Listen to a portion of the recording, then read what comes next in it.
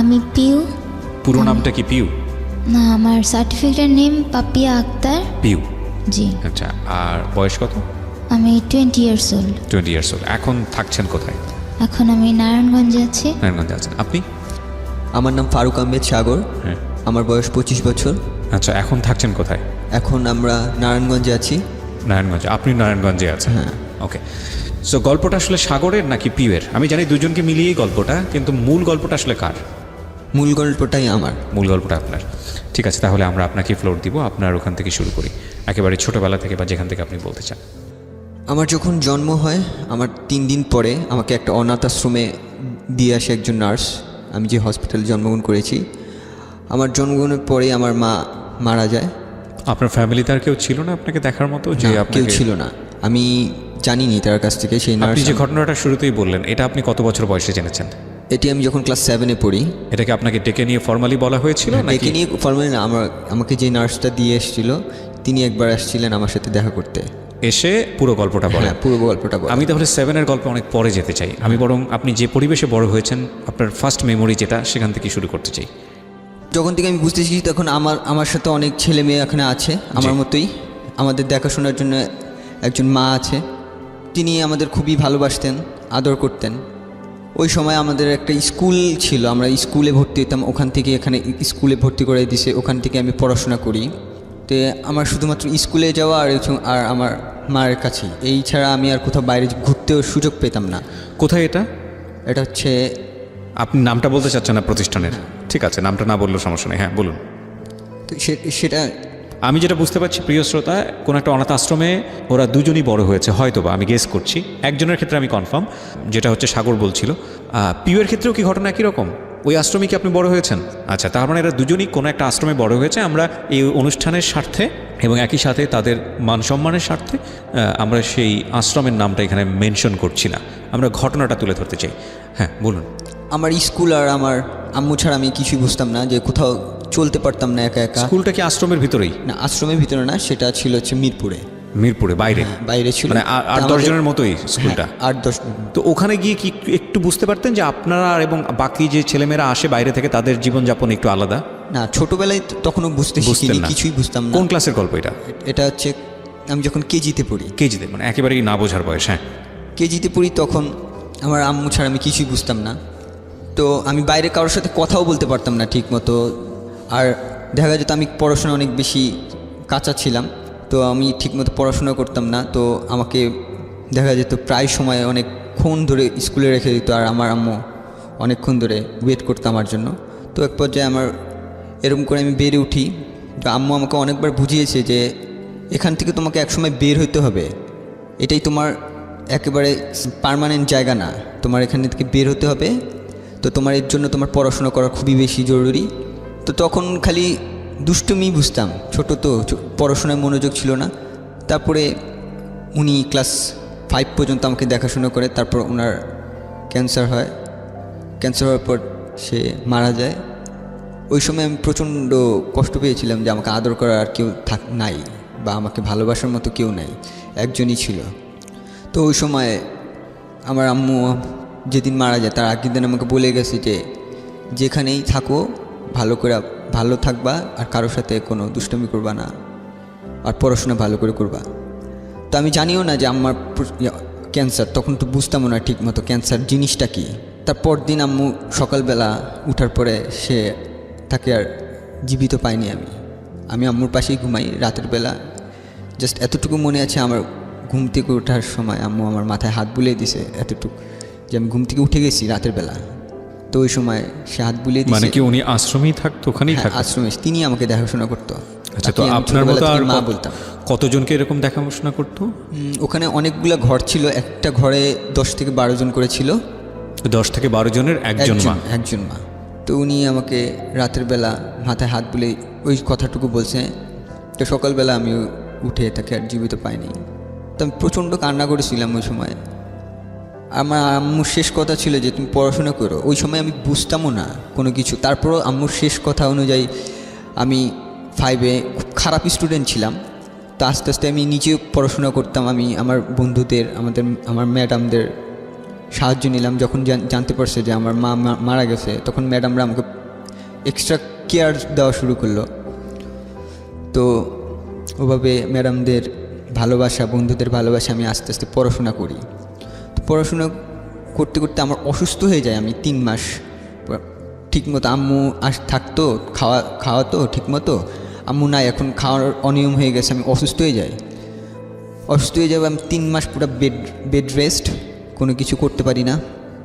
তো 3 মাস বেড রেস্টের সময় আমার যেদিন সুস্থ হওয়ার পরে প্রথম যেদিন বের হয়েছি, তখন আশ্রমের ভিতরে অনেকে খেলাধুলা করতেছিল।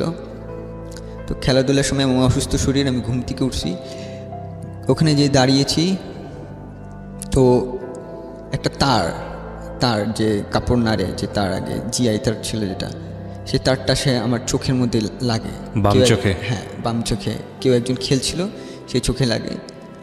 তো ওই অবস্থায় আমার চোখে গেঁথে যায়, ওটা অনেক ব্লিডিং হয়। তো আমাকে ওইখান থেকে হসপিটালে নিয়ে যাওয়া হয় ওই দিন রাতের বেলা। আমার ওই সময় মনে নেই যে কতক্ষণ আমি অজ্ঞান ছিলাম। তো ওই সময় ওই দিনই আমার অপারেশন করা হয়। এটা হচ্ছে ধানমন্ডিতে অপারেশন করা হয়। তো ওখানে আমাদের নতুন একটা লেন্স লাগানো হয়। আমি ওই সময় দেখতে পেতাম। আমার ওষুধ কন্টিনিউ করতে বলতো, ওষুধ কন্টিনিউ করতাম। আমি এমনিতে 3 মাস অসুস্থ হয়ে গেলাম, আমি আরও 6 মাস বেড রেস্ট। আমার পড়াশোনার হলো না ওই বছর, আমাকে আর পড়াশোনা করার জন্য বললো না, আমি স্কুলে যেতে পারি না, পুরো 1 বছর আমি বেড রেস্ট। তো ওই সময় আমি বাসায় পুরো বেড রেস্ট যেহেতু, আমাকে খালি বই পড়তাম, এভাবে করে বই পড়তে। তো পরের যখন আমার চোখ একটু দেখতে পাই, ওই অবস্থায় আমার চশমা দিল, চশমা পরে আমি চলতেছি ঠিকমতো, কমফোর্টেবল না, আমি ঠিকমতো দেখতে পারছি না 2 চোখে। আমি জানালাম ভিতরে যে আমার এই চোখে ভালো করে দেখা যাচ্ছে না, 2 চোখে আমি ঝাপসা দেখতেছি। তো তারা আবার একটা ডাক্তার দেখায়, তারা আরেকটা অপারেশন করে পরে আমি আমার ডান চোখটাতে পুরোপুরি দেখতে পাই এবং বাম চোখটা একেবারেই নষ্ট হয়ে যায়, ড্যামেজ, মানে এটা কখনোই ভালো হবে না। তারা ডাক্তার বলছিল যে তার 2 চোখের 1 চোখ ঠিক হবে। আমরা যদি 2 চোখে বাঁচাতে চাই, তাহলে দেখা যাবে একটা সময় সে 2 চোখেই দেখতে পারবে না। ওকে। সো ডাক্তাররা এইভাবে তাদের বলে। তো তারা বলে যে আচ্ছা ঠিক আছে, ছেলের যেহেতু একটা চোখে প্রবলেম হয়েছে, তো আরেকটা চোখ যাতে ঠিক মতো থেকে যায়, সেই জন্য একটা চোখ বাঁচিয়ে দেয়। তো ওইভাবে আমি আবার নতুন করে 5-এ ভর্তি হই। তো নতুন করে 5-এ ভর্তি হওয়ার পরে যে আমি ম্যাডামদের অনেক ভালোবাসা, যে কী পড়াইছে এরকম করে হেল্প করতো, আমার জন্য এক্সট্রা কেয়ার, আমার জন্য এক্সট্রা স্কুল। মানে আমি অনেক সময় আমি স্কুলে যেতে পারতাম না, স্কুলের ম্যাডামরা এসে আমাকে দেখাই দিত পড়াটা, আমার আশ্রমে এসে দেখা দিত যে এটা পড়বা, এটা পরীক্ষায় দিয়েছে। আমি শুধুমাত্র পরীক্ষায় অ্যাটেন্ড করতাম, এর পড়তাম না, কারণ আমার ধুলাবালি সহ্য হতো না। ডাক্তার টোটালি নিষেধ করে দিয়েছে যে ধুলাবালিতে যেতে না। তো আমিও যেতাম না, আমার স্কুলেও যাওয়া বন্ধ। তো ওভাবে আমার ম্যাডাম এসে করে দিত। তো আমি যখন আমার প্রথম 2টা রেজাল্ট মোটামুটি হয়, তো আমি ম্যাডামদের কাছে আবদার করি, ম্যাডাম যে আমার বৃত্তি পরীক্ষা দিব, 5-এ বৃত্তি পরীক্ষা দিব। তো ম্যাডামরা না বলে যে বৃত্তি পরীক্ষা দিতে পারবে না, তোমার শরীরের কন্ডিশন ভালো না। আমি তারপরেও জোরে করি এবং আশ্রম থেকে আমাকে সুযোগ দেয় বৃত্তি পরীক্ষা দেওয়ার জন্য। তো আমি বৃত্তি পরীক্ষা দিই এবং খুব ভালোভাবে পাশ করি। তো এইভাবে যাওয়ার পরে 7-এ যখন উঠি, তখন আমার সাথে একজন নার্স দেখা করতে আসে। সে আমাকে প্রচণ্ড আদর করে, আমি তাকে চিনিও না, কখনো দেখিও নাই, বাট আমার প্রতি একটা আলাদা মমতা কাজ করতো, আলাদা মায়া কাজ করতো। তা আমার ভালো লাগতো যে আমার মার ভালোবাসার কথা মনে পড়তো, আমি একা একা কাঁদতাম রাতের বেলা, তার ভালোবাসার কথা মনে পড়তে। সে আমার সাথে অনেকবারই দেখা করতে আসে। তো আমার জন্য সে ফল মূল যা আছে মাঝে মাঝে কিনে নিয়ে আসতো। তা আমার একটা স্বভাব ছিল যে আমি খেতে পারতাম না, একা খাওয়ার ছিল না, যেহেতু আমার সাথে আরও অনেক 10টা বাচ্চা এখানে মানুষ হচ্ছে, যাদের আমি ভাই বা যাদের আমি বোন বলে ডাকি, তাদের আমি দিয়ে দিতাম সব কিছু। যে দেখা গেছে যে আমাকে এই জিনিসটা দিছে, তো আমি খুব ছোট, তো আমার চেয়ে বড় আছে, আমি ওদের কাছে দিয়ে দিতাম। তো ওরা আমাকে যখন খুশি ম্যানেজ করতো, যেহেতু আমার মা নাই তখন আমার বড় আপুরাই আমাকে মানুষ করছে যে কিভাবে কি করতে হয়, কিভাবে ভালো। তো 7-এর পরে ওই প্রতিষ্ঠানেরই আরেকটা জায়গায় আমাকে নিয়ে যাওয়া হয়, যেহেতু আমি 7-এ পড়ি, আমার বয়স 12-13 বছর। জি। তো ওখানকার আরেকটা ছেলেদের জন্য আরেকটা জায়গা আছে, এটা মিরপুরে। তো ওখানে আমাকে নিয়ে যাওয়া হয়। কে নিয়ে যায়? অনাথ আশ্রমের লোক। আচ্ছা, এই নার্স উনি কি আপনাকে টেক কেয়ার করছিলেন তখন এসে অকারণেই, নাকি কোনো কারণ ছিল? না, অকারণে। সে আমাকে দেখা করতে আসতো, শুধু ভালো লাগতো আমার সাথে দেখা করতে। জাস্ট দেখা করতে আসতো? হ্যাঁ, হ্যাঁ। আচ্ছা, ওকে। আগেও অনেকবার দেখা করতে আসতো। তো আমি যখন ওখানে চলে যাওয়ার পর আমাদের ওখানে কোনো মহিলা অ্যালাউ করে না। আচ্ছা। যেখানে চলে যায় সেখানে তারপরে আর আমাকে সাথে দেখা করতে পারেনি। সে অনেকবার দেখা করতে আসছে, তারপর পারেনি। তো ওখানে থেকে আমি বড় হচ্ছি। ওখানে খেলাধুলা হোস্টেলের মতো ছিল ওটা, যে সব ছেলেরা খাবার দাবার। আমরা কি করতাম যে ওই হোস্টেলে থাকাকালীন আমার নিজেদের রান্না নিজেরাই করতাম। জি। এক সপ্তাহ আমাদের ওখানে 40 জন ছেলে ছিল, যে এক একটা সপ্তাহে আমরা 5-6 জন করে রান্না করতাম, নিজেরাই রান্না করে খাওয়া দাওয়া করতাম, নিজেরাই ঘর পরিষ্কার, নিজেরাই হোস্টেলটা পুরো পরিষ্কার করে রাখতাম। ওখানে দেখাশোনার জন্য আমাদের একটা ভাইয়া ছিল, যাকে আমরা ভাই বলে ডাকি। তো তিনি আমাদের টেক কেয়ার করতেন। তারপরে নার্স আমার সাথে দেখা করতো, আমাকে খুব স্নেহ করতো, খুব আদর করতো। তো উনি একসময় বলে যে এখানে আমার মা কে ছিলেন, আমার মার নাম ছিল হচ্ছে সেলিনা বেগম। তা আমি ওখানে যখন আশ্রমে যখন থাকি তখন আমাকে আমি হিন্দু হিসেবে ছোটোবেলা থেকে মানুষ হয়ে আসছি। হিন্দু হিসেবে আমি জানি যে আমার ধর্মটা হিন্দু। আচ্ছা। তো উনি আমাকে বলে যে তুমি তো, তোমার মার নাম সেলিনা বেগম আর তোমার বাবার নাম জয়নাল আবেদিন। তো আমি তো বললাম যে আমি তো ছোটোবেলা থেকে হিন্দু ঘরে মানুষ হয়েছি, আমি তো জানি আমি হিন্দু ধর্ম। বলে না, তোমার মার নাম এই যে সেলিনা বেগম এবং বাবার নাম জয়নাল আবেদিন। তখন তার কোনো সুযোগও ছিল না, আমার কি দেখাশোনার মতো কেউ ছিল না বলে সে হিন্দু ঘরেই শুধুমাত্র লোক নিবে, তো সেই জন্য আমাকে হিন্দু ঘরে দিয়ে আসে। আচ্ছা আচ্ছা। হিন্দু ঘরে দিয়ে এসে যে ছোটোবেলা থেকে মানুষ হোক, তারপরে বড় হইলে সে তার ধর্ম যদি চেঞ্জ করতে চায় চেঞ্জ করবে। হিন্দু ঘরটা কে দেয় আপনাকে? আশ্রম থেকে দেয়? আশ্রম থেকে না, সে নার্স দিয়ে আসে। দেখাশোনার লোক ছিল না বলে আপনাকে এভাবে দিয়ে আসা হয়? দেখাশোনার লোক ছিল না বলে আমাকে হিন্দু ঘরে দিয়ে আসে। আমি ছোটোবেলা থেকে জানি আমি হিন্দু ধর্মে, বাট তখন আমি জানার পরে আমি খুব অবাক হয়ে যাই। আর আমার কাছে এতটুকু মনে হয় যে আমি যখন হিন্দু ধর্ম গ্রহণ ছিলাম ছোটোবেলা থেকে, বাট হিন্দু ধর্মের যেসব রীতি রেওয়াজ সেসব আমি মানতাম না বা মানতে চাইতাম না। আমার ভালো লাগতো, ইসলাম ধর্ম ভালো লাগতো, কারণ আমার বেশিরভাগ বন্ধুবান্ধবী ইসলাম ধর্ম। তো আমি ওদের সাথে মিশতাম। তখন রোজা কীভাবে করতে হয়, নামাজ কীভাবে পড়া লাগে সেটা আমি জানতাম না। তো ওই দিন পর 7-এ যখন এই কথা বলে, তো আমি আমার বন্ধুর সাথে শেয়ার করি, একটা মেয়ে বন্ধুর সাথে শেয়ার করি যে আমার ধর্মটা তো ইসলাম ধর্মগ্রহণ, আমি কিভাবে এটা চেঞ্জ করতে পারবো।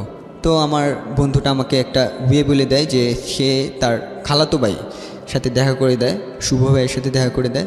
তো শুভ ভাই আমাকে, ওই সময় আমি যেহেতু অনাথ আশ্রম, আমার কাছে টাকা পয়সাও নাই, ইসলাম ধর্ম গ্রহণ করতে যেসব রীতি রেওয়াজ মানতে হয় সেই জন্য সে সম্পূর্ণটা বেয়ার করে। ওকে। তারপরে আমি টোটালি আমি তার মাধ্যমেই ইসলাম ধর্ম গ্রহণ করি এবং ইসলাম ধর্মে যেসব রীতি রেওয়াজ সেসব পালন করা শুরু করি। আপনাকে যখন এসে এই ভদ্র মহিলা বললেন যে আপনার মা এটা ছিলেন, আপনার বাবা অমুক ছিলেন, তো আপনি আর কি জানতে পারলেন? তাদের বাড়ি কোথায়, কেন সেখান থেকে আপনাকে আশ্রমে দেওয়া হলো, কি জানতে পারলেন আসলে? আমার নার্স এতটুকু বললো যে আমার শুধুমাত্র মা আসছিল হসপিটালে, আমার মাকে দেখাশোনার মতো কেউ ছিল না, কেউ আসেনি, মা নিজে আসছে। আমি যখন পেটে ছিলাম তখন নিজে আসছে। তো অনেক খারাপ কন্ডিশনে আসছে। তো আমাকে শুধুমাত্র ডেলিভারি করার পরে তিনি আর বাঁচেনি, তাই ঠিকমতো জানতে পারিনি আমার সম্পর্কে। তো ডেলিভারি করার আগে নিশ্চয়ই ডাটা এন্ট্রি করা হয়, সেখানে বাবাকে, বাড়ি কোথায়, বাড়ি বলা হয়েছিল চাঁদপুর। আচ্ছা, এতটুকুই বলা হয়েছে চাঁদপুর, কুমিল্লা থেকে আসছে। কি করে বাবা কি করে আমাকে সে জানায়নি, যে ঠিকমতো বলেনি। ওনার সঙ্গে কি আপনার এখনো যোগাযোগ আছে?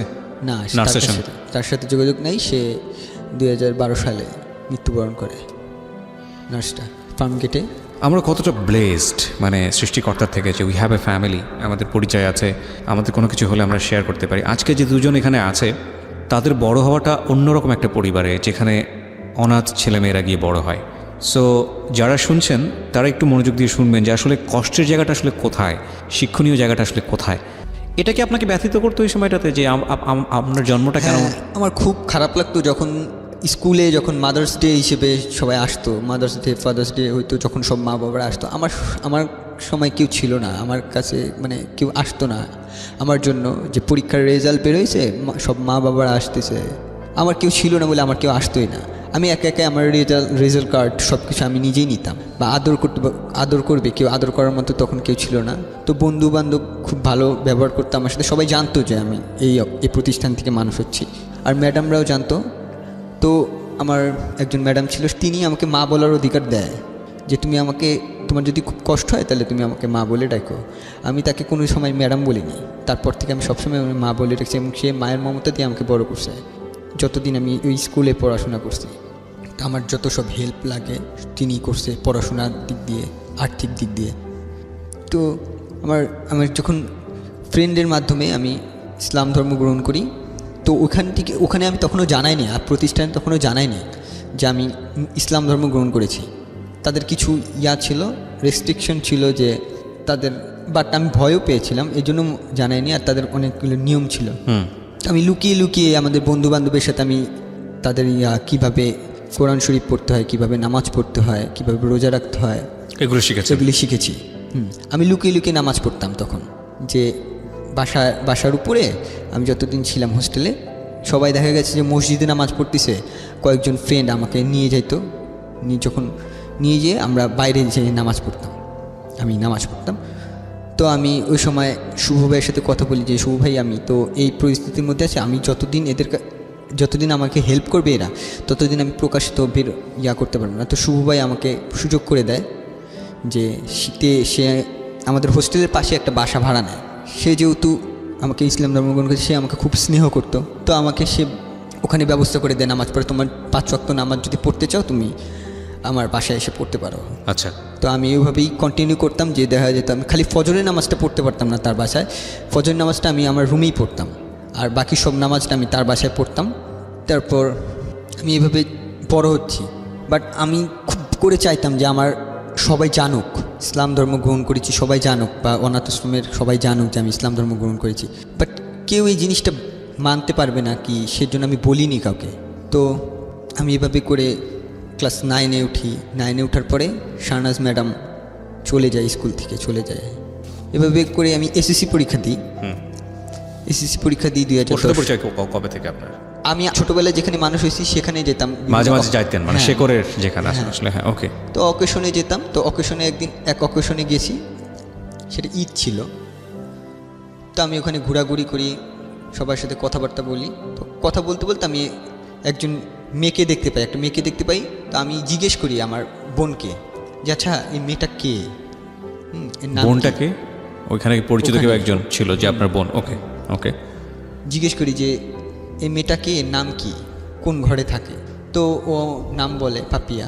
আমি ঘর বলতে কি এরকম অনেক ঘর আছে ওখানে? হ্যাঁ, ঘর আছে। আচ্ছা। আর মেয়েরা শুধু আলাদা করে থাকতো, ছেলেরা আলাদা করে থাকতো, তাই কি? না না, একই ঘরের মধ্যে কম্বাইন্ড হিসেবেই থাকতো, ছেলে মেয়ে একসাথে থাকতো। মানে যারা এক ঘরে থাকতো তারা ভাই বোন জানতো নিজেদেরকে, তাই কি? ওখানে হাউস হচ্ছে 15টা। আচ্ছা। তো 15টা হাউসে 10 থেকে 12 জন করে বাচ্চা থাকতো পার হাউসে। একই বয়সের কি তারা? না না না না, বিভিন্ন বয়সের থাকতো, তবে মানে 7-8 বছরের বেশি নিত না ওখানে। আচ্ছা। কত বছর পর্যন্ত এলাও করতো থাকতে? ওখানে 12-13 বছর পর্যন্ত ছেলেরা থাকতো, তারপরে তাদেরকে আলাদা জায়গা দিয়ে দাও, ওখানকার আরেকটা শাখায় পাঠানো হতো। আচ্ছা। শুধুমাত্র ছেলেরা। আর মেয়েরা যারা মানে ম্যাট্রিক ইন্টার পরীক্ষা পর্যন্ত ওখানেই থাকতো, তারপরে তারা বিভিন্ন জায়গা লেখাপড়া করার জন্য যাইতো, এবং সেখানেই তাদের হোস্টেলের ব্যবস্থা করা হতো। তারাও ওখানে থাকতে পারতো না, কারণ মানে আমরা চলে যাচ্ছি, নতুন আসবে, সেই কারণে ওখান থেকে আমাদেরও চলে যেতে হতো। তো মা কি থেকে যেতেন নাকি মা বদল হতেন? না, মা বদল হতেন একটা নির্দিষ্ট টাইম পর, যেমন তার বয়স হয়ে গেছে বা সে অসুস্থ হয়ে গেছে, তার পক্ষে সম্ভব না, তখন বদল হতেন। এছাড়া মা মানে কন্টিনিউয়াসলি থেকে যেতেন, মা নতুন নতুন বাচ্চা পেতেন, তাদেরকে সন্তানের মতো লালন করতেন। ঈদ যে কোনো অকেশনে সে বাসায় যেত না, আমাদের সাথে তাকে ঈদ করতে হবে। এই মারা সাধারণত কারা? এরা কারা? ওনারা মানে ফ্যামিলিতে মনে করেন কোনো সমস্যা হলে হাজব্যান্ডের সাথে অনেকের ছাড়াছাড়ি হয়ে যায়। আচ্ছা আচ্ছা। অনেক রকম সমস্যা থাকে ফ্যামিলির, মানে ফ্যামিলি থেকে বঞ্চিত, বিভিন্ন জায়গা থেকে বঞ্চিত, নিজের লাইফ নিজেকে কন্টিনিউ করতে হবে। ফ্যামিলি আছে কিন্তু তার নিজের লাইফ নিজেকে কন্টিনিউ। সে বিবাহিত, অবশ্যই বিবাহিত, কিন্তু তার নিজের লাইফ নিজেকে কন্টিনিউ করতে হবে, সে আর বিয়ে করবে না বা অনেক রকম সমস্যা থাকে। হাজব্যান্ডের সাথে ডিভোর্স হয়ে গেছে বা হচ্ছে কখনো বাচ্চা হবে না তার, তো এই হাজব্যান্ড এই ছেড়ে ধরনের চলে গেছে, মহিলারা ওখানে job এরকম করতে সমস্যার উপায় কারণে নেই, নিরুপায়, হ্যাঁ, এই নিরুপায়। ধরনের ওনারা যান এবং কিছু কন্ডিশন মেনে নিয়ে তারা মা সাজেন, তাই তো? জি। আমার আসলে এত ইন ডিটেল কখনো জানা হয়নি। প্রথম কথা হচ্ছে, যারা অনাথ আশ্রম দেন, যারা কাজ করেন, তারা নিশ্চয়ই এই বাচ্চাগুলোর ভবিষ্যৎ কীভাবে ভালো হবে সেটা ভেবেই কাজটা করেন, এবং এখানেও একটা সিস্টেম মেনটেন করতে হয়। সুতরাং সেই জায়গা থেকে অবশ্যই তারা সম্মান পাওয়ার যোগ্য। যুগের পর যুগ ধরে তারা এই কাজটা করে যাচ্ছেন, নইলে এই বাচ্চাগুলোর কী হতো, তাই না?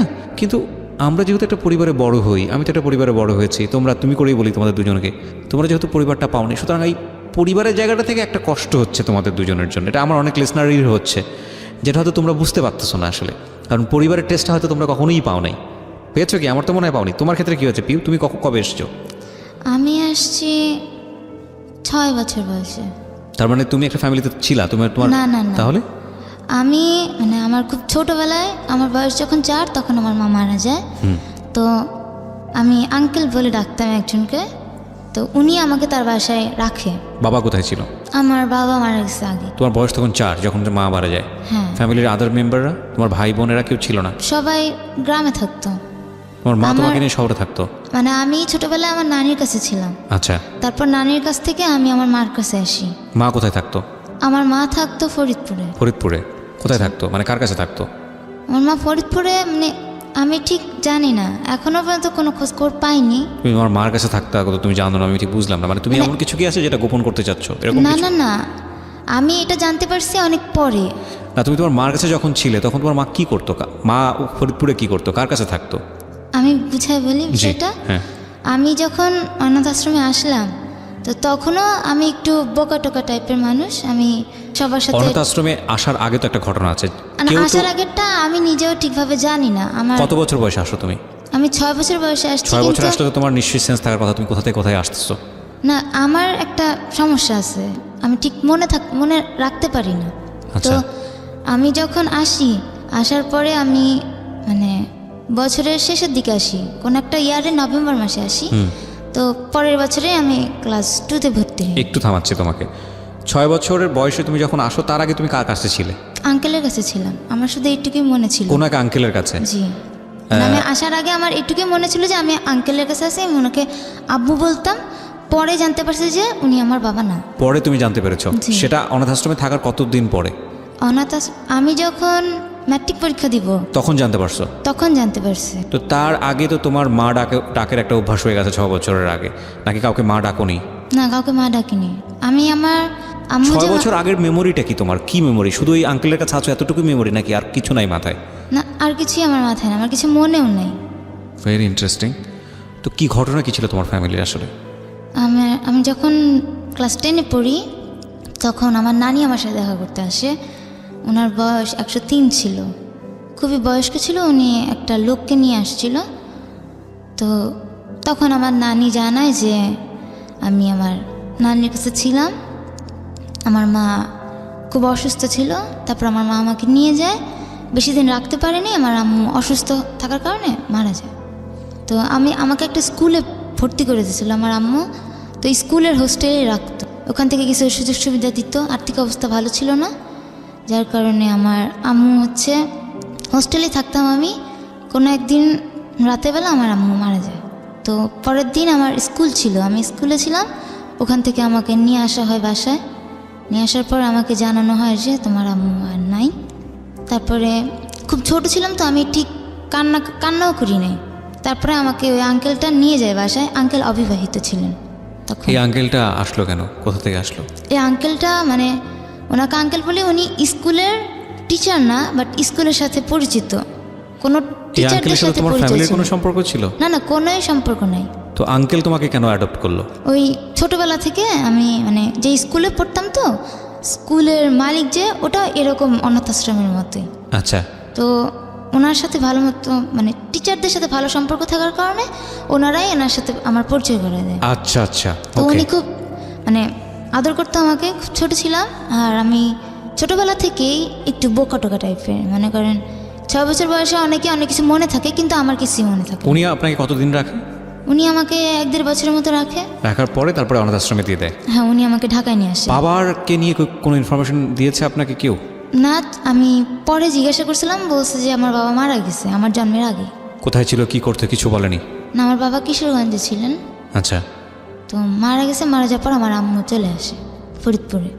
আচ্ছা। আমার আম্মু সিলেটে ছিল, তো উনি ফরিদপুর চলে আসে। তো বাবার বাড়িতে, বাবার ভিটামাটি, বাবার তোমার না, কোনো কেউ আমার সাথে যোগাযোগ করে নাই, বা আমার আম্মুর ফ্যামিলির সাথে কেউ যোগাযোগ করেনি। তারা বিয়ে করেছিল কেন, মানে দুজন দুজনকে পছন্দ করে এরকম কোনো কিছু? না না না, ফ্যামিলিতেই আমি ঠিক এটা বলতে পারবো না। আমার নানি আমাকে যতটুকু বলছে আমি ঠিক নানি ততটুকু। নিশ্চয়ই এতদিনে বেঁচে নেই?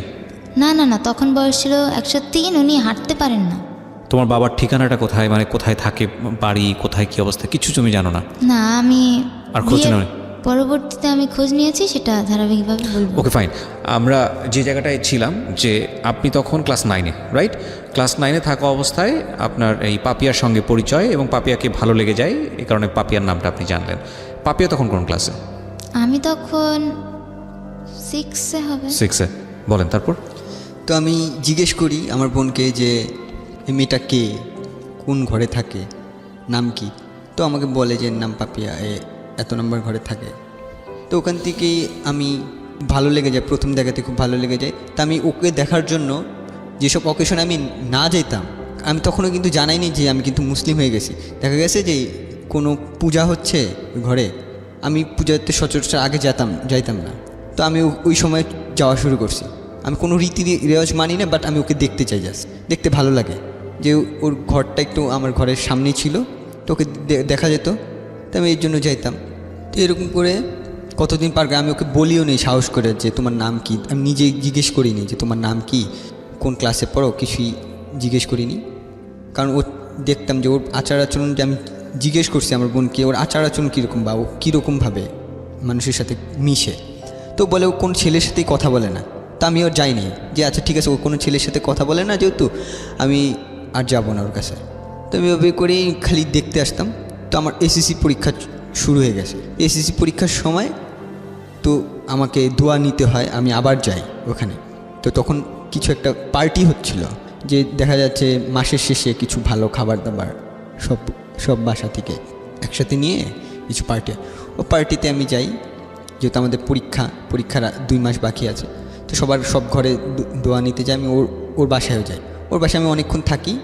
তো প্রথম ওর কাছে জিজ্ঞেস করি তোমার নাম কি। ও আমাকে জাস্ট বলে পাপিয়া। তো তারপরে আর ওর আমার সাথে কথা বলে না, চলে যায়।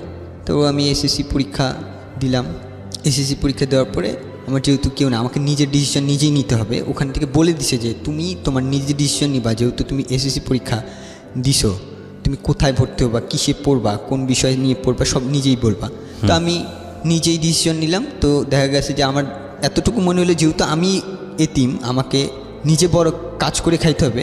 তো আমি যদি জেনারেল লাইনে পড়ি, তাহলে আমার পড়ার সময়টা অনেক বেশি হয়ে যায়। আমি যদি কারিগরি লাইনে পড়ি, তাহলে আমি অল্পতে কোনো পড়াশোনা শেষ করে আমি কাজ করতে পারবো। তো আমি কারিগরি লাইনে চলে যাই। আমি নরসিংদীতে ভর্তি হই।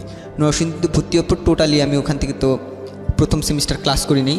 আমি ঢাকায় চলে আসতাম। ঢাকায় চলে আসি স্কুলে, ও যে আমার পাপিয়া যে স্কুলে পড়তো সেই স্কুলে আসতাম ওকে দেখার জন্য। প্রথম সেমিস্টারটা এভাবেই গেল। প্রথম সেমিস্টার খুব খারাপ হয়ে যায়, আমার রেজাল্ট সবচেয়ে লো রেজাল্ট হয়। তো এরপর থেকে আমাকে ওখান থেকে বের করে দিবে, যে আমার রেজাল্টটা খুব খারাপ ছিল বলে বের করে দিবে। পড়াশোনা করো না তুমি, ঢাকা থেকে লাভ কি, ইঞ্জিনিয়ারিং কোর্স, পড়াশোনা না করলে চলবে না, এবং অনেক করে বকাঝকা করে। তো আমি আর যাইতে পারি না ওকে দেখার জন্য। তো পরে সেকেন্ড সেমিস্টার থেকে আমি, ওরই এক বন্ধু ছিল, ছেলে বন্ধু, যে আমাকে ভাইয়া বলে ডাকতো, তার সাথে আমার কথা হয়। ঠিক আছে, ফেসবুকে নক করি, যে সবার কথাই জিজ্ঞেস করি। আমি ইনডাইরেক্টলিভাবে ওর কথা জিজ্ঞেস করি সবসময়, যে তোদের ব্যাচের কে সবচেয়ে ভালো স্টুডেন্ট। সবাই বলে যে পাপিয়া ভালো স্টুডেন্ট। আমি বলছি তুই পাপিয়ার মতো পড়াশোনা করিস না কিছু। যে পাপিয়াকে দেখছি যে তোর চেয়ে একটু বোকাশোকা আছে, সহজ সরল, ও কিছু বুঝে না, তুই তো চালাক আছিস, তুই ঠিক মতো পড়াশোনা কর। এভাবে করে আমি প্রত্যেক দিন খোঁজ খবর নিতাম। তো ওখানে পড়াশোনা করতেছি। ওর পাপিয়ার এসএসসি পরীক্ষা তখন শেষ হয়ে যায়। ও তখন ভিতরেই অনাথ আশ্রমে যে কিছু বাচ্চারে পড়াশোনা করায়। তো পড়াশোনা করে পড়ে, যেহেতু কোনো টিচার রাখেনি বাচ্চাদের পড়াশোনার জন্য, যেহেতু ওকে দিয়ে পড়াচ্ছে, তো ওখান থেকে কিছু টাকা পায়। তো ওখান থেকে ও মোবাইল মোবাইল কিনে এবং সিম কিনে। তো আমি তখন জানতামও না যে ও মোবাইল সিম কিনছে। তখন একদিন ফেসবুকে কথা বলতে বলতে জিজ্ঞেস করলাম ওর বন্ধুকে যে কী রে তোর পাপিয়ার সাথে কথা হয় কি না। তো বলে হ্যাঁ কথা হয় তো মোবাইলে। আমি ওর মোবাইল নাম্বারটা আছে? হ্যাঁ আছে। আমি তুই দিতে পারবি? তো অনেক বারণ করে যে না এটা দেওয়া যাবে না, এই সমস্যা আছে সেই সমস্যা দেখায়। আমি তারপর অনেক ম্যানেজ করে নাম্বারটা নেই পাপিয়ার। তো পাপিয়ার নাম্বার আমি নেওয়ার পরে আমি ওকে ফোন দিতে পারছি না, ভয় পাচ্ছি যে ও আমার ফোনটা ধরবে কি না, বা ধরলে বলে দিবে। কারণ ওখানে একটা নিয়ম ছিল যে ভিতরে কোনো ছেলে বা মেয়ে কখনো রিলেশন করতে পারবে না। তুমি বাইরে রিলেশন করো তাতে প্রবলেম নাই তাদের, বাট ভিতরে কোনো মেয়ে বা ছেলে রিলেশন করতে পারবে না। সেই জন্য আমি ওকে ভয় পাইতাম যে ওকে কীরকম আমি প্রথম কথা বলবো ওর সাথে, ও যদি পরে ভিতরে বলে দেয়, যারা দেখাশোনা করে তাই বলে দেয়, তাহলে তো আমার প্রবলেম হয়ে যাবে আমাকে। তো এখনও ওখান থেকে হেল্প করছে। তো প্রবলেম আমি ফোন দিই না, অনেক দিন ধরে নাম্বার রেখে দিয়েছি। তো একদিন কিছু না ভেবে ফোন দিলাম, আননোন নাম্বারে ফোন দিলাম। এভাবে কিছুক্ষণ কথা বললাম, ওর দেখে আমার সাথে খুব ভালোভাবে কথা বললো। তারপর আমি আবার বন্ধ করে দিয়ে দিলাম। নিজেকেই বুঝলাম যে না এটা ঠিক না, এটা মনে হয় আমি ভুল করছি। ঠিক না কেন বলছেন? মানে আপনাদের এই যেহেতু নিয়ম আছে, আশ্রমের ভিতরে নিয়ম আছে যে ছেলে মেয়েদের মধ্যে কখনো কোনো সম্পর্ক হতে পারবে না, না সে আমি আপনাদেরকে আগে থেকে বলা হয়? হ্যাঁ, আমি আগে থেকেই বলা থাকে যে কোনো সবাই সবার ভাই বোন। হ্যাঁ, সবাই সবার ভাই বোন, কেউ রিলেশন করতে পারবে না। তো পরিচয় দিতে চাইতাম না, আননোন নাম্বারে কথা বলতাম। দেখি প্রথম কথা বলার পর ও সামান্য অল্প কিছু কথা বলে, বাট ভালো মিশুক। তা আস্তে আস্তে এভাবে কথা বলি, আননোন নাম্বারে কথা বলি। এরকম করে 3 মাস চলে যায় যে আমি আননোন নাম্বারে কথা বলতেছি। তো একদিন ও দেখা করতে চায়, ও যেহেতু কলেজে ভর্তি হয়েছে, তো এখন একা একা চলাফেরা করতে হবে। ও বলছে যে আচ্ছা ঠিক আছে, আমার কলেজ আছে, কলেজ শেষে আপনি দেখা করতে পারবেন কি না। মানে 6-এ পরিচয় হলো ওর, কিন্তু কলেজ পর্যন্ত এটা কন্টিনিউ হয়েছে এই আননোন নাম্বারে কথা বলা, অন অ্যান্ড অফ, লম্বা সময় ধরে। তার মানে আপনার দিক থেকে ভালো লাগার ব্যাপারটা তো অনেক আগে থেকেই ছিল, কিন্তু ওর জায়গাটা থেকেও ভালো লাগাটা কি ততদিনে কি প্রেম পর্যায়ে চলে গেছে নাকি জাস্ট? ও আমাকে কখনোই আমাকে দেখার আগ পর্যন্ত ভালোবাসেনি। আচ্ছা ঠিক আছে, জাস্ট আননোন নাম্বারে কথা বলতো। তো আমাকে দেখা করতে চায়, তো আমি ভয়ে ভয়ে দেখা করি যে আমাকে ভিতরে কি দেখছে কি না। ও দেখলে তো যদি বলে দেয় ভিতরে, আমার হেল্প বন্ধ করে দিবে। তো দেখা যায় যে আমরা দেখা করি ওর কলেজ শেষে। আমি নরসিংদী থেকে আগের দিন আসি, ক্লাস মিস দিয়ে আসি ওর সাথে দেখা করতে। ও তখন কলেজে পড়ে, আমি তখন লাস্ট সেমিস্টার চলে আসছি। ও যখন কলেজ পড়ে তখন আমি লাস্ট সেমিস্টার। তো দেখা করতে আসি, দেখি প্রথম দিনও আমাকে চিনতে পারেনি যে আমি যেটা বলছি সেটাই বিশ্বাস করছে। প্রথম দিন চিনতে পারেনি। এভাবে করে কথা বলতেছি, দেখা করতেছি, মাঝে মাঝে দেখা করতেছি। তো আমি ও কী করলাম যে নরসিংদীতে না থেকে আমি একবার ঢাকায় চলে আসছি। ঢাকা থেকে এসে যে আমি লাস্ট সেমিস্টার পড়াশোনা করব। যেহেতু লাস্ট সেমিস্টার ছিল, পড়াশোনার চাপ ছিল কম, জাস্ট পরীক্ষাটা অ্যাটেন্ড করে গেলেই হবে। তো আমি ঢাকায় থাকা শুরু করি, ওর সাথে দেখা করতাম, ক্লাসে যেতাম না, শুধুমাত্র পরীক্ষার সময় যে পরীক্ষা দিতাম। পরীক্ষা দিয়ে পাশ করলাম, বেকার বসে আছি। বেকার বসার পর 3 মাস আমি বেকার বসেছিলাম, চাকরির জন্য অ্যাপ্লাই করতেছি। আর ওর সাথে আননোন নাম্বারে কথা তো বলতাম, এখন তো দেখা হয়ে গেছে। যেহেতু আমি তখন আমার নামটা পর্যন্ত বলিনি, কি নাম, আমি আরেকটা নাম বলেছিলাম। তো ওই নামে ও চিনত। তো একদিন দেখা করার সময় ভিতরে, অনাথ আশ্রমের ভিতরে একটা মেয়ে দেখে ফেলে আমাদের। তো দেখে যাওয়ার পর ওকে বলে যে আচ্ছা তুই এই ছেলের সাথে মিশলি কিসের জন্য? ছেলে কি হয় তোর? কি হয় মানে আমার, বললো যে না এমনি আমার বন্ধু। বলে ও যে ভিতরে তুই জানিস না? আমি বললাম যে না। ও বলে যে না আমি তো জানি না, আমি কখনো দেখিইনি, কারণ বাসা থেকে খুব কম বের হতো, দেখিইনি। তো যখন জানতে পারলো, ওই প্রথম আমাকে জানতে পারলো যে আমি অনাথ আশ্রমে থাকি, মানে ওই একই অনাথ আশ্রমে আশ্রমে থাকি। তো আমাকে জিজ্ঞেস করলো ওই দিন রাতের বেলা ফোন দিয়ে, আচ্ছা তুমি কি এই অনাথ আশ্রমে ছিলা? আমি যখন দেখছি না ঠিক আছে, যখন জেনে ফেলছে তখন আমি আর মিথ্যা বলিনি। আমি বলছি হ্যাঁ আমি এখানে ছিলাম। ততদিনে কি মানে দুজনের মধ্যে সম্পর্কটা কি ভালোবাসার সম্পর্ক দাঁড়িয়ে গেছে? আমি শুধু ভালোবাসতাম, ও তখনও ভালোবাসে। আচ্ছা, তখনই আমার সাথে জাস্ট বন্ধুত্ব সম্পর্ক। তো আমাকে জিজ্ঞেস করলো তো যে অনাথ আশ্রমে কি? আমি বললাম হ্যাঁ আমি অনাথ আশ্রম।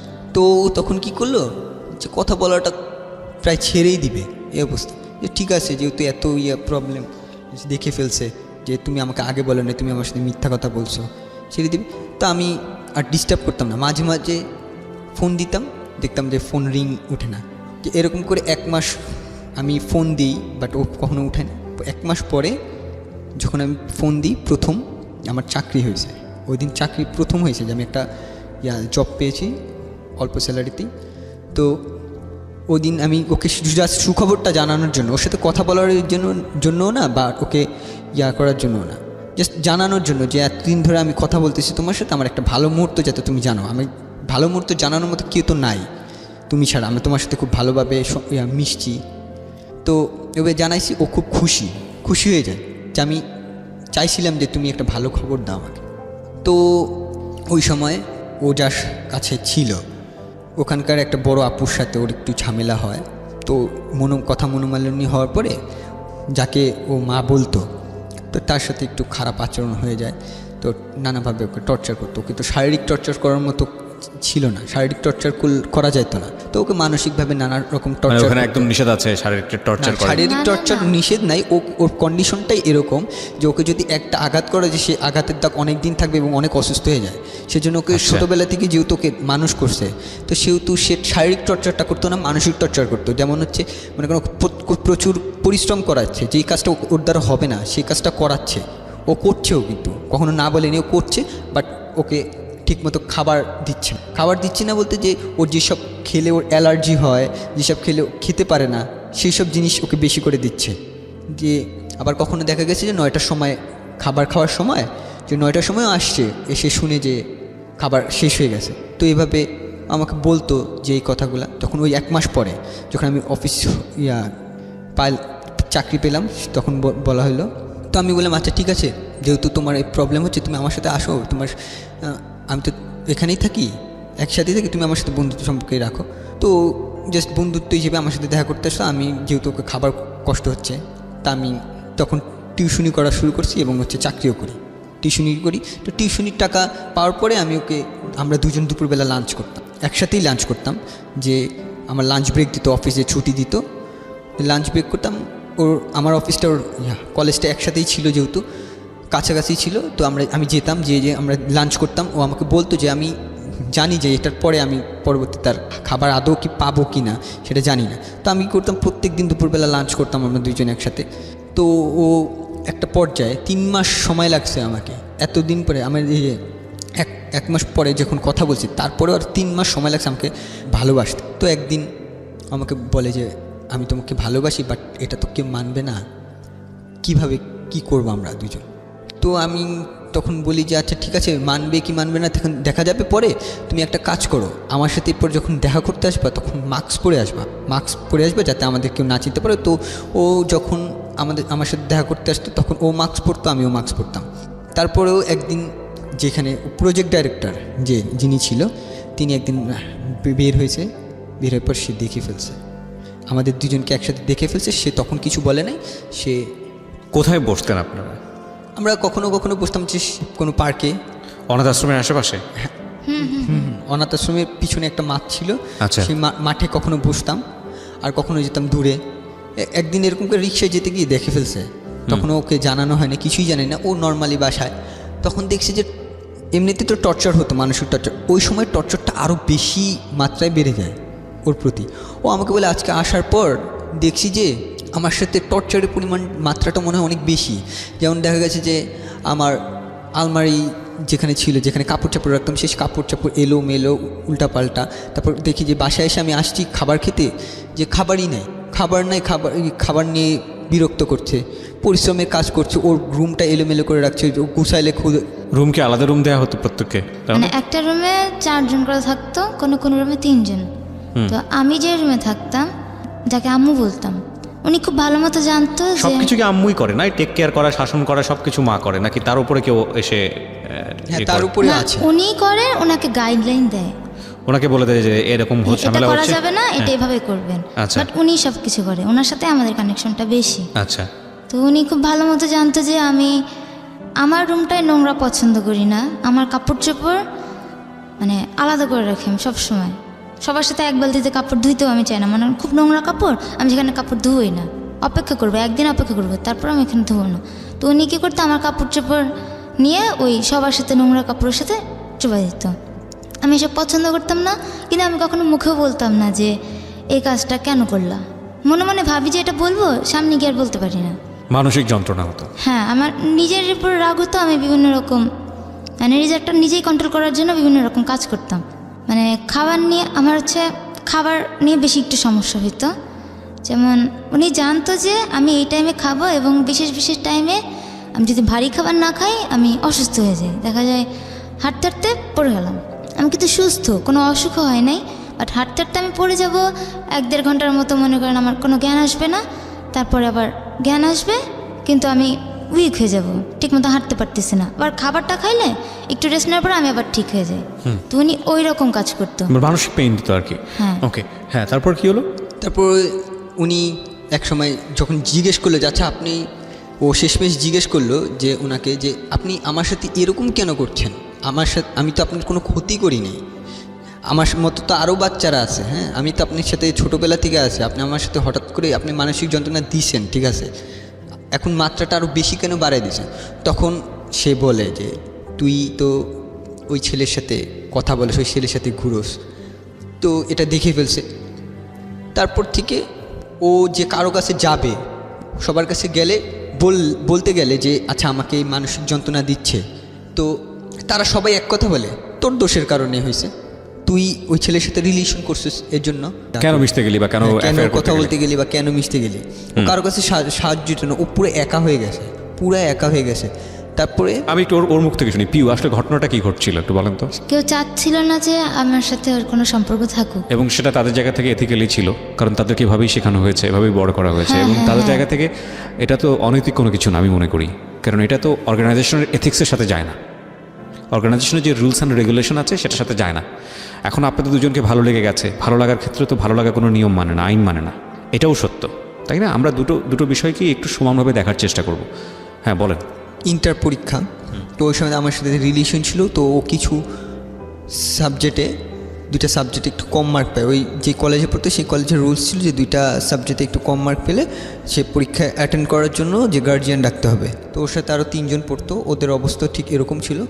তো দেখা গেল যে ওই 3 জন সুযোগ পেয়ে গেছে, হ্যাঁ একটু কম মার্ক পাওয়ার জন্য ওদের জন্য গার্জিয়ান গেছে, যে একই গার্জিয়ানই তো সবার জন্য একই গার্জিয়ান, যেহেতু ওরা গেছে যে ওই 3 জনকে পরীক্ষা দেওয়ার জন্য সুযোগ করে দিছে, বাট ওরটা করে না, ওরটা সেই সুযোগটা দেয় না, ও অনেক কান্নাকাটি করে যে আচ্ছা আমাকে এই সুযোগটা দেন, আমাকে আমি ভালো করব, আমি পারবো, আমি পরীক্ষা দিব।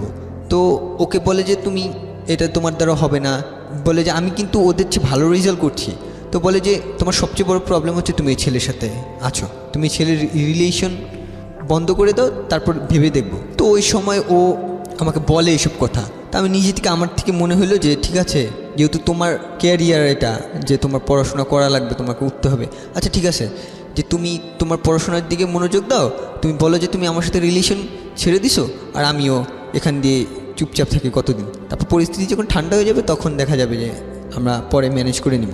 তো ওই সময় কথা বলে না, 1 সপ্তাহ কথা বলে না, তো ওই সময় ও বুঝাচ্ছে যে আমি ওর সাথে রিলেশন আস্তে আস্তে ছেড়ে দিচ্ছে, আমাকে পরীক্ষা দেওয়ার সুযোগ দেন, তারপর ওরা দেয় না, তারপরে যখন কোনো সুযোগই দিচ্ছে না আর ও পারছে না, 1 সপ্তাহ থাকার পর ও আমাকে বললো যে আমি 1 সপ্তাহ যে কি কষ্টের মধ্যে ছিলাম, আমি তোমার সাথে কথা বলি না, আর ওপাশ দিয়ে ওরা আমাকেই ফোন দিচ্ছে, ফোন দিয়ে আজে বাজে কথা বা শাসাচ্ছে এরকম, যে তুমি কেন এই জানা সত্ত্বেও তুমি এরকম করলা। আমি ভয়ে ফোন ধরতাম না, ওরও ফোন ধরতাম না, ওই সময় প্রবলেম হয়ে গেছে, ওরও আমারও প্রবলেম হয়ে গেছে, যেহেতু সবাই জেনে গেছে বিষয়টা। তো এই সময় ও আবার একটু কিছু উল্টাপাল্টা কাজ করে, ও সুইসাইড করত। ওই সিচুয়েশনে আমাকে এত পরীক্ষা দিতে দিবে না, তো আমার ফোনটা সবসময় চেক করতো যে আমি কারোর সাথে কথা বলি কি না, আমার নাম্বারে ফোন দিত, ওনারাই ফোন দিত যে আমি ওয়েটিং আছি কি না, যে আম্মুর গাইডে ছিলাম সে সবসময় চোখে চোখে রাখতো। তো 1 সপ্তাহ দেখলো যে আমি কথা বলতেছি না, কিন্তু ওনাদের বিশ্বাস যে আমি রিলেশনটা কন্টিনিউ করব, যতই গ্যাপ দিই না কেন কন্টিনিউ করব। তো আমাকে পরীক্ষা দিতে দিবে না, বলতেছে যে তুমি বিয়ে করো, ভালো পাত্র আছে। আমার কলেজ থেকেও গেছিল কয়েকজন, মানে সম্বন্ধ নিয়ে, যার কারণে আমার বিয়ে দিতে চাচ্ছিল। তো আমি বলছি ঠিক আছে, আমার পরীক্ষা দিতে হবে না, আমাকে কোনো কোর্সে ভর্তি করায় দেন। সাধারণত কি হয়, আপনাদেরকে বড় করে মেয়েদেরকে কোনো একটা সৎপাত্রে পাত্রস্থ করে বিয়ে শাদী দিয়ে দেয় নাকি?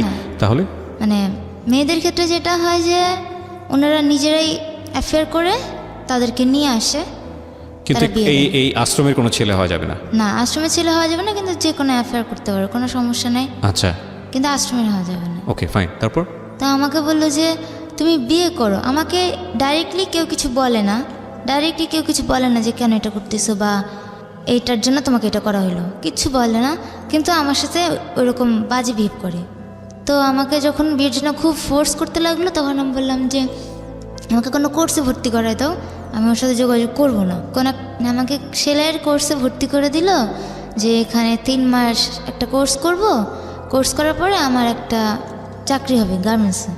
আমি সব থেকে ভালো স্টুডেন্ট ছিলাম আমার ব্যাচের, কিন্তু না আমার শুরু থেকেই যতদূর লেখাপড়া করছি সবসময় আমার রেকর্ড ভালো ছিল, মানে ডিসিপ্লিনও ভালো ছিল এবং রেজাল্টও ভালো ছিল, কিন্তু আমাকে পরীক্ষা দিয়ে দেবে না, আমাকে গার্মেন্টস চাকরি করতে হবে।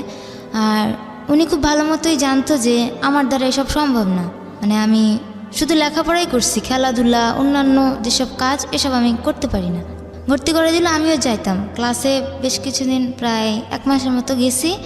ওই সময় আমাকে ক্লাসে যাচ্ছি, তারপরে ক্লাস থেকে যখন বাসায় আসতাম তখন আমার সাথে 1-1.5 ঘন্টা, প্রায় দিনই 1-1.5 ঘন্টা এসে কথা বলতো যে ভালো ছেলে আছে, বিয়ে করো, তোমার ফিউচারে এইটা হবে ওইটা হবে, কিন্তু পরীক্ষা দেওয়া যাবে না, বিয়েই করতে হবে এবং এখনই সেই বিয়েটা করতে হবে।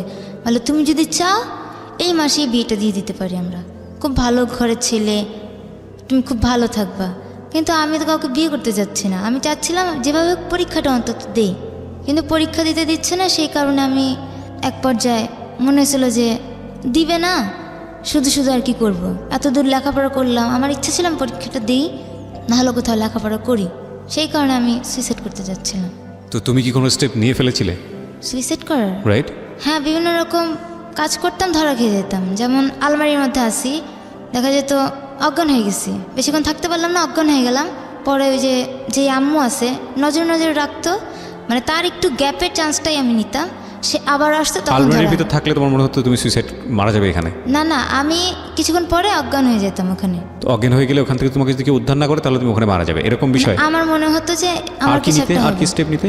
তারপরে আমি দোতলা বাসা, তো দোতলার যে সিঁড়িটা ওখান থেকে লাফ দিলে মানে মুখের হাত পার অনেক ক্ষতি হবে, মানে খুব খারাপ অবস্থা হয়ে যাবে, মানে বিভৎস চিন্তাগুলো আসতো নিজের মধ্যে। ওকে, বুঝতে পারছি। ওখান থেকে লাভ দিব। এবং তোমার যে স্ট্যামিনাটা, মেন্টাল যে স্ট্যামিনাটা, সেটাও অনেকটা দুর্বল। এটা তোমার বেড়ে ওঠার কারণেই হয়েছে সামহাও। এটা তারা বুঝতো, যে কারণে তারা খুব একটা শারীরিক চাপ দিতে পারতো না, যেটা মনে হয়েছে কথা শুনে। ওকে, সো সুইসাইডের প্রসঙ্গে ছিলাম আমরা। সাগর, তারপর? ও সুইসাইড করতে গেল, যে আমার সাথে এত প্রবলেমের পরে ও সুইসাইড করার পদক্ষেপ নিল। সুইসাইড করার আগে আমাকে ফোন দেয় যে আমি তো এই কাজ করে ফেলবো। আমি অনেক কষ্ট পাই, আমি 1 সপ্তাহের সাথে কথা বলিনি আমি। তারপরও ওর বাসার পিছনে, তখন বৃষ্টি পড়ছিল, বাসার পিছনে আমি প্রায় 3 ঘন্টা ধরে দাঁড়িয়ে আছি যে তুমি কিছু করো না, আমি আসি, আমি তোমার সাথে থাকবো, যেমন করেই হোক, যেভাবে হোক, আমি তোমার সাথে রিলেশন কন্টিনিউ করবো, তুমি কিছু করো না, তুমি কিছু করলে আমিও কিছু করে ফেলবো। তো অনেক চেষ্টার পর ও থামলো, আমার সাথে রাতের বেলা কথা বললো। আমি তখন বললাম যে আচ্ছা ঠিক আছে, তোমার যেহেতু তোমার পরীক্ষা দিবে না, তোমাকে ঠিকমতো বের হতে দিচ্ছে না ওখান থেকে, যে তুমি একদিন কষ্ট করে তুমি একটু পালিয়ে বের হও, দেখা করো আমার সাথে। তো ও কোনোভাবে ম্যানেজ করে দেখা করতো। তো আমি তখন ওকে বলি যে আচ্ছা ঠিক আছে, শুনো, তোমার জামা কাপড়গুলা তুমি বের করে নিয়ে আসতে পারবো কোনোভাবে? যে ও আমাকে বলে যে কীভাবে বের করে যায়। আমরা 2 জন মিলে তখন বললাম যে আচ্ছা ঠিক আছে, তুমি অল্প অল্প করে তুমি যেই ইয়াতে নিয়ে যায়, তুই কোর্সে ভর্তি করাইছে, সেলাই কোর্সে, আচ্ছা ঠিক আছে, তুমি ওখানে যাওয়ার সময় ব্যাগে করে প্রত্যেক দিন অল্প অল্প করে কাপড় নিয়ে আসবা। অল্প অল্প করে কাপড় নিয়ে আসতো, ও ফ্রেন্ডের বাসায় থাকতো, কয়েকটা ফ্রেন্ডের বাসায় আলাদা আলাদা করে রাখতো। মানে প্ল্যানটা হচ্ছে আপনি ওকে বের করে নিয়ে এসে বিয়ে করবেন বা এরকম কিছু একটা? ওকে, এভাবে প্ল্যান করছি। তো ও এভাবেই বের করতো। যখন দেখা গেছে যে ওকে খাবারের কষ্ট দিচ্ছে আর জোর করে, ওরা কিন্তু নজর রাখতো, ওরা কিন্তু প্রায় বুঝে গিয়েছিল, ঠিক আছে, যে ও আমার সাথে রিলেশন এখন খুব ভালোভাবে আছে, কন্টিনিউ করতেছে, ও আমাকে ছাড়বে না। তো কী করলে আমাকে ফোন দিত, ও যখন ভিতরে থাকতো আমাকে ফোন দিত, ফোন দিয়ে গালিগালাজ করতো, তখন অনেক হুমকি দিত যে এই করব ওই করব, তোমার ক্যারিয়ার কিভাবে নষ্ট করা যায়, এভাবে করব। তো আমি যে প্রথম চাকরিটা পেয়েছিলাম, সেই চাকরিটার রেফারেন্স কিন্তু তারা দিছিল, তাদের জন্যই আমি ওই চাকরিটা পেয়ে গেছিলাম। তো আমি ভাবলাম যে আচ্ছা ঠিক আছে, আমি ওকে নিয়ে যেহেতু চলে যেতে চাচ্ছি, আমি যদি এখানে থাকি ওরা আমাদের তো ধরে ফেলবে, আর ওরা আমার চাকরিটা নিয়ে এমনও দেখা গেছে যে চাকরি থেকে তাদের যেহেতু চেনাশোনা, তাদের রেফারেন্সে তারা বাদ দিয়েও দিতে পারে। তো আমি কী করলাম যে আমি আরেকটা জায়গায় পরীক্ষা দিচ্ছি, আরেকটা চাকরির জন্য খুঁজছি। কিছুদিন খোঁজার পর আমি একটা চাকরি পেয়ে যাই, সেটা হচ্ছে নারায়ণগঞ্জ, আমি যেখানে এখন আছি সেখানে নারায়ণগঞ্জ আরেকটা প্রতিষ্ঠানে আমি চাকরি পেয়ে যাই। তো ওখানে আমি বাসাটা শিফট করে নিয়েছি। আমার বাসা বলতে তখন ছিল হচ্ছে মাত্র বেড আর হচ্ছে সামান্য কিছু জামা কাপড়, এই তো ওর জামা কাপড়ও বের করে নিয়ে আসে। তারপরে একদিন সময়টা দুপুরবেলায় ছিল, তো আমাকে বলে যে আচ্ছা ঠিক আছে আমি কিন্তু সব কিছু বের করে ফেলছি, এখন আমি কী করব। আমি বললাম যে আচ্ছা আমি অফিসে আছি, আমি কালকে সকালবেলা আসবো ভোরবেলায়, তুমি একটা কাজ করো, তুমি ভোরবেলায় যেহেতু তুমি ইয়াতে যাবে কোর্সে যাবে, যে একটু ভোর দিকে বের হইও। তো পরদিন ভোরবেলায় বের হয়, তো আমি ওকে নিয়ে চলে আসি এদিক দিয়ে। ওর যে নাম্বারটা ছিলাম এই নাম্বারটা বন্ধ করে দিছি, আমি আমার নাম্বারটা বন্ধ করে দিয়ে আমি ওখানে আসি। তো আছি এখন নতুন একটা বাসায় উঠছি, যেহেতু ওখানে চাকরি করছি নতুন বাসায় উঠছি। প্রথমে আমি বিয়ে করি নাই, প্রথমে যেহেতু সাবলেট উঠছি, তো ওখানে আমি যেহেতু 3টা রুম আছে, 3টা রুম কি 2টা রুম আর একটা হচ্ছে হল রুম। তো আমি বাসায় পরিচয় দিলাম যে এটা আমার ওয়াইফ, তো ওভাবেই নিয়ে গেছি। তো একটা মাস ও বাইরে থাকতো, মানে ও ভিতরে আমার রুমে থাকতো আর আমি বাইরে থাকতাম, এভাবে ওকে চলতাম। তো পাশের ভাবিরা বললো যে কী এরকম করে থাকা, আমি ছিলাম একটু ঝগড়াঝাটি হয়েছে। তো পরে মাসে যে বেতনটা পাইছি, আমি প্রথম বেতন পেয়ে আমি ওকে বিয়ে করি। এটা আমার কতগুলো কলিগের সাহায্যে, যে তারা টাকা পয়সা বা এইভাবে করে উকিল বাপ্তাব সেজে হ্যাঁ বিয়েটা দেয়। বিয়েটা দেয়। কত সালে বিয়েটা হলো? এটা হচ্ছে 2017। ওকে, মানে 2017 কত কোন মাসে? এটা হচ্ছে জুলাই মাসে, বেশ কিছুদিন হয় হলো আর কি। হ্যাঁ, জুলাই মাসের 7 তারিখে আমরা বিয়ে করি। বিয়ে করার পরে আমাদের খবর কিন্তু ওরা জানে না, ওই অনাথ আশ্রমে কেউ জানে না, পালিয়ে এসছে। হ্যাঁ, তো অনাথ আশ্রমে কেউ জানে না। তো আমরা ঠিক মতোই চলছি, ভালো মতোই চলছি, 2 মাস খুব ভালোভাবেই চললাম। একদিন আমি কাজের ক্ষেত্রে নারায়ণগঞ্জে যেহেতু গেছি, কাজের ক্ষেত্রে যাওয়া হয়, তখন ওখান থেকে যে অনাথ আশ্রমে একজন ভাই আছে, সেও আবার নারায়ণগঞ্জে কোথাও জব করতো, সে আমাকে দেখে ফেলছে এবং দেখে ফেলে সে আমার পিছু নিছে, আমি সেটাও জানি না, আমি তাকে দেখিনি। পরে আমি যে বাসায় থাকতাম, যে অফিসে কাজ করতাম, দেখি কন্টিনিউ সে আমাকে ফলো আপ করতো।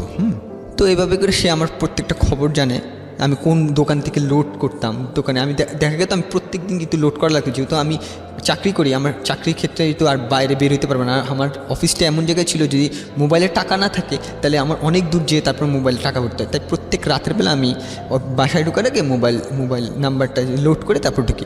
তো ওখান থেকে ও পেয়ে যায়। একদিন আমি অফিসে আছি, তো ওখান থেকে ফোন আমি নর্মালি কেউ চিনি না, আননোন নাম্বার। তো ফোন ধরছি, তখন আমার কথা জিজ্ঞেস করে যে তুমি কোথায়। আমি বলছি কে বলছেন, তারপর পরিচয় দেয়। তারপর বলে যে আমি কিন্তু জানি তুমি কোথায় থাকো, কোথায় চাকরি করছো, সব কিছুই জানি, আমাদের কাছে সব কিছু খোঁজখবর আছে, তোমাকে দেখছে এখানে, তোমার বাসা এখানে। যখন দেখি সব কিছু এক্স্যাক্ট বলে দিচ্ছে, তো আমাকে জিজ্ঞেস করছে তোমার কাছে পাপিয়া গেছে কিনা। আমি তখন যেহেতু দেখছি যে সব কিছু এক্স্যাক্ট বলে দিছে, তো আমি বললাম যে হ্যাঁ আমার কাছে চলে আসছে, ধরা খেয়ে গেছি আমি। তো আমি আর মিথ্যা কথা বলিনি, আমি সত্যি কথা বলে দিছি। তো বলছে যে আচ্ছা তোমরা কি বিয়ে করছো? আমি বললাম যে হ্যাঁ বিয়ে করছি। আচ্ছা ঠিক আছে তুমি আসো। এটা কে জিজ্ঞেস করেছে? ওই যে ওখান থেকে আশ্রমের অথরিটি। হ্যাঁ অথরিটি। ওকে, তো তোমরা কি বিয়ে করছো? আমি বলছি হ্যাঁ আমরা বিয়ে করে ফেলছি। তো বললে যে আচ্ছা ঠিক আছে আসো দেখি, কাবিন নাম্বারটা নিয়ে আসো। তো আমার ভয় লাগছে যে আমি আমি ওকে বলি যে আমি একটু ঘুরে আসি, আমি প্রথমে জানাইনি, ঠিক আছে। তো আমি আসি অনাথ আশ্রমে। তো আসার পর আমাকে প্রচণ্ড মারধর করে, যেহেতু আমি করি, অনেক মারধর করা হয়। আমার বাম পায়ে অনেক বড় আঘাত পাই। তো তারপরে কারা মারে আপনাকে? ওখানে ভিতরেই অথরিটি মারে? হ্যাঁ, মানে যারা মেরেছে তারা কি ওখানকার ম্যানেজমেন্টের কেউ? ম্যানেজমেন্টও ছিল। তারপর ওরা যাকে ভাই বলতো, ওরা ওখানকার ছেলেমেয়েরা, যারা আশ্রমের ছেলেমেয়েরা, তারা মারে? ছেলেরা মারছে। আচ্ছা, যে ও যে ঘরে থাকতো সেই ঘরের যে ভাই ছেলেরা ছিল। ওকে, ইন্টারেস্টিং। ওরা মনে করতেছে ওর বোনকে নিয়ে গেছে আপনি। আচ্ছা, তারপর অনেক মারে, আমি বাম পায়ে প্রচণ্ড জখম হয়ে খুব খারাপ অবস্থা হয়ে যায়। তো আমি পরে ওকে ফোন দিই যে আচ্ছা আমার তো এই অবস্থা হয়ে আছে, তুমি কাবিন নামাটা নিয়ে আসো, ঠিক আছে।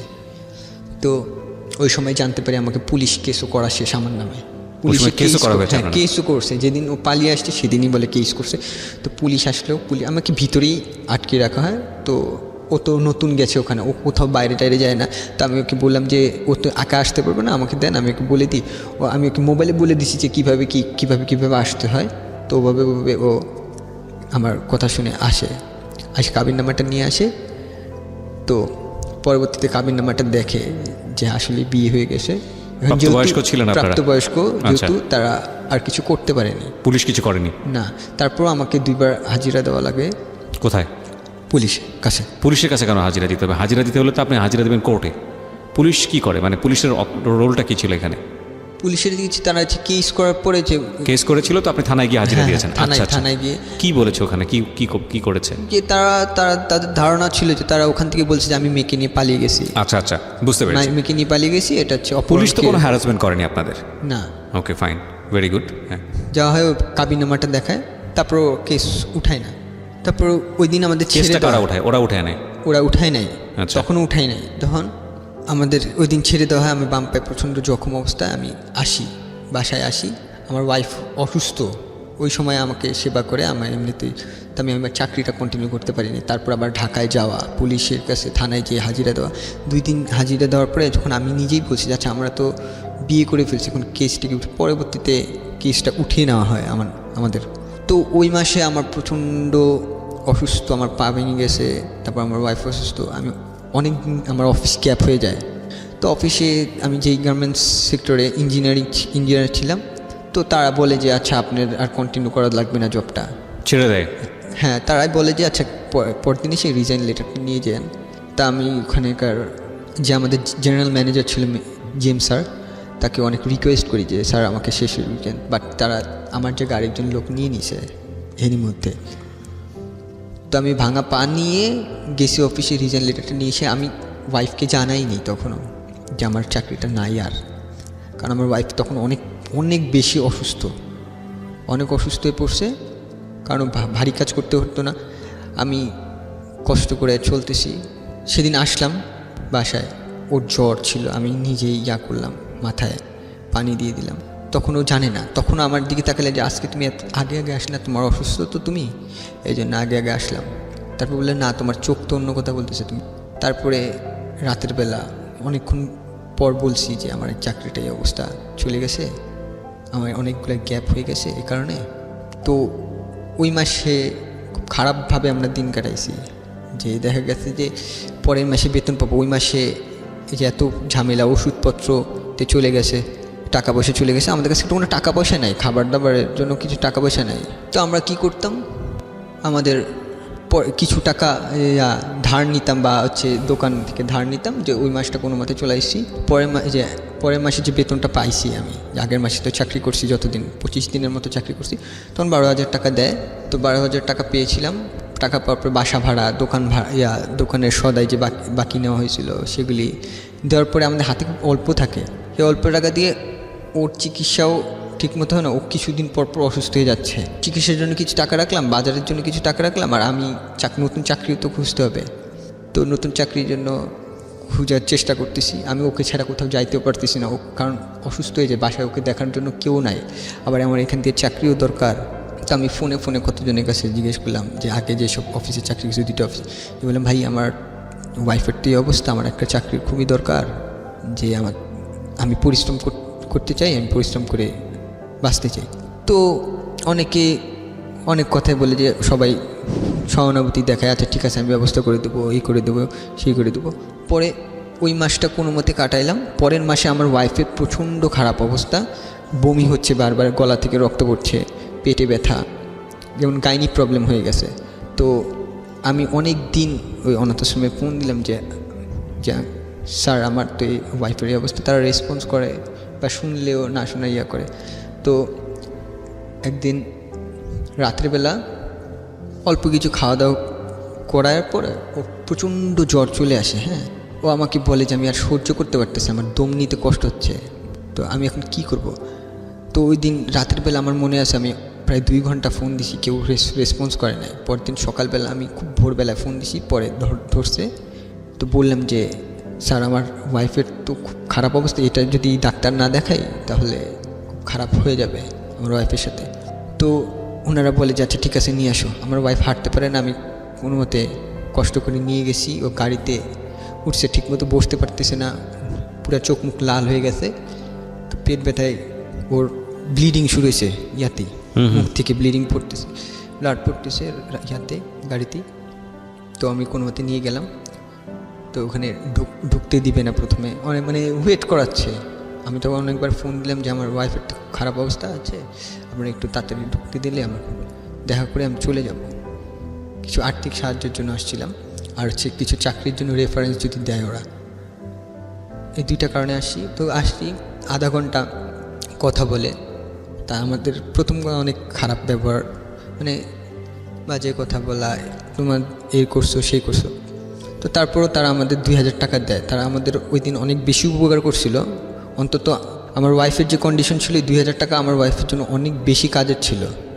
আমি ওই 2000 টাকা পাইছি, তারপরে আমার ওয়াইফকে নিয়ে ডাক্তারের কাছে গেছি, গাইনি ডাক্তার দেখালাম, অনেক বড় প্রবলেম হয়েছিল। তো 1 মাসের ওষুধ লিখে দেয়, 1 মাসের ওষুধ কেনার টাকা ছিল না আমার কাছে যেহেতু। তো আমি 10-12 দিনের ওষুধ কিনি, ওষুধ কেনার পরে আর কিছু বাজার নিয়ে আসি, যে আচ্ছা ঠিক আছে ওষুধ খালি তো ওষুধ খেলে হবে না, বাজারও তো লাগবে। তো বাজার কিনে নিয়ে আসি, এভাবে করে মোটামুটি একটু সুস্থ বা একটু কথা বলতে পারে বা আগের মতো ব্যথা যন্ত্রণা করে না বা রক্ত পড়াটা একটু কমে গেছে। তো তখন কি করলো, আমাদের যে ছিল, যে দোকানে আমরা সদাই নিতাম বা বাকি নিতাম, সে দোকানদার বলে আচ্ছা ঠিক আছে আপনার তো চাকরি না, আপনি চাকরির কোনো ব্যবস্থা করতে পারবেন না, আপনি সদাই নেওয়া বন্ধ করে দিয়েছে, পুরো সদাই নেওয়া বন্ধ। আমার বাসা ভাড়া 1 মাসে দিছি, পরে বাকি হয়ে গেছে, ওই 1 মাস দিতে পারি না, আমি বলছি চাকরি পেলে একবারে দেবো। তো এইভাবে পুরো এপাশ দিয়ে আমাদের টর্চার শুরু করলো। আমার কিছু বাকি দিতে দিছে না, আমরা খাবো কীভাবে চলবো, কারণ আমার কাছে টাকা পয়সা তেমন ছিল না। তো আমি অনেকভাবে চেষ্টা করতেছি, অনেকে বলছে আচ্ছা ঠিক আছে আসো তুমি আমার সাথে দেখা করো। গেছি, দেখা করতে গেছি, আমি 3 ঘন্টা দাঁড়িয়ে আসি। 3 ঘন্টা দাঁড়িয়ে আসি, তখন শীতের সময়। 3 ঘন্টা দাঁড়িয়ে আসি, যেদিন আমার ইন্টারভিউর দিন, সেদিন ফোন দিয়ে জিজ্ঞেস করি যে ফোন দিই, কোনো রেসপন্স নাই, কোনো রেসপন্স করে না, ফোন ধরে না। এরকম করে অনেক জায়গায় আমি ঘুরছি। আমার তখনও পাটা কিন্তু ঠিকমতোভাবে সারে নেই, আমার পায়ে অনেক বড় একটা ক্ষত হয়ে গেছিলো, তখন আমি করেই চলছি। তো আমার ওয়াইফ এপাশে বাসায় আসে, তো আমি আসতাম, আইসা এমন দিন গেছে যে ওই মাসে আমরা ভাতের মুখ দেখি নাই পর্যন্ত, ভাত খাই নাই, মনে পড়ে না আমার 30 দিনের মধ্যে আমরা কয়েকদিন ভাত খেয়েছি। কীভাবে থাকতে তাইলে? আমাদের দেখা গেছে যে সারাদিনে 4টা সিঙ্গারা বা 4টা পরোটা কিনে নিয়ে আসতাম, দুপুরবেলা কিনে নিয়ে আসতাম, 2টা দুপুরবেলা খাইতাম, 2টা রাতের বেলা খাইতাম, এভাবে করে। তো পিউ, মনে হয় না যে ছেলেটাকে জীবনে নিয়ে তুমি ভুল করেছো, এই যত কষ্ট? মনে হয় তো মাঝে মাঝে, কিন্তু ভালোবাসি তো। গল্পটা এখানেই শেষ হবে প্রিয় শ্রোতা, আর গল্পটা বড় করব না। কার ভুল ছিল, কি আছে, কি হবে, কিছুই আমরা জানি না।